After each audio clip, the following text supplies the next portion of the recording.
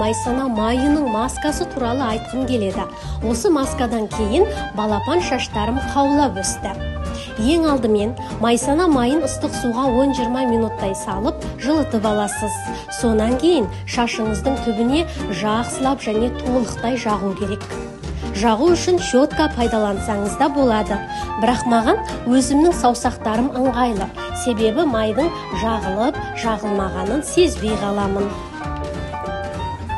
Ескерте кететін жайт, майсана майын шашыңыздың түбіне ғана жаққан дұрыс. Себебі шашыңыз майлы болып кетуі мүмкін. Ал егер шашыңыз құрғақ типті болса, онда толықтай жақсаңыз да артық етпейді. Шаштың ұштарына ұшталып кетпес үшін жағыңыз. Сонымен қатар кез келген масканы немесе майды жаққан кезде біздің саусақтарымыз мұздай емес, жылы болу керек. Егер саусағыңыз, қолыңыз мұздай болатын болса, онда бұл да сіздің бас теріңізге белгілі бір мөлшерде зияны тигізуі мүмкін. Майды толықтай басымызға жағып болғаннан кейін жылы орамал не сүлгімен басымызды жақсылап тұрып орап қоямыз. Егер сүлгіңіздің немесе орамалыңыздың майлы болатынын ойласаңыз, онда ішіне пакет киіп барып орасаңыз да болады. Майсана майын шашыңызға жаққаннан кейін 1 сағаттан кейін басыңызды шампунмен жақсылап тұрып жуасыз. Егер майы бір жаққаннан кетпесе, шампунды онда тағы бір рет пайдаланғаныңыз дұрыс болады. Тағы бір ескерте кететін жағдай, маскаларды қолданған сайын міндетті түрде басымыздың терісін шампунмен жақсылап тұрып жуу керек. Егер біздің басымыздағы маска бірінен кейін бірі үстіне қабаттастырылып, баттастырылып, шашыңызды дұрыстап жумайтын болсаңыз, онда басымыздың тесіктері бітеледі де, бізге керісінше зиянын тигізуі мүмкін.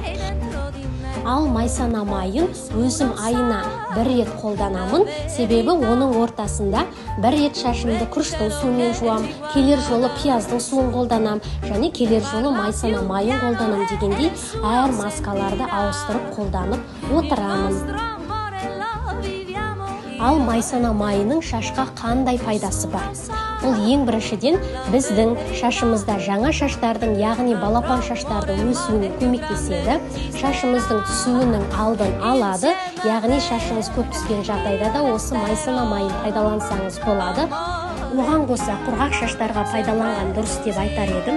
Себебі, егер шашыңыз құрғақ болатын болса, демек бас терісіндегі майлылық құрамдары, дәрумендер, ылғалдылығы біздің шашымыздың ұшына дейін жетпей қалады. Осыдан біздің шашымыз сынғыш болады, осыдан ұшталу болады. Сол себепті осы майларды қолданып тұрған абзал. Тағы бір ескерте кететін жайт, майсана майын бүгін қолданыңыз. Ертең балапан шаштарыңыз бірден қаулап өсе қалмауы мүмкін. Себебі, деректерге қарағанда біздің шашымыз айына 1 немесе 1,5 сантиметр ғана өседі екен. Сол себепті біраз уақыт күту керек.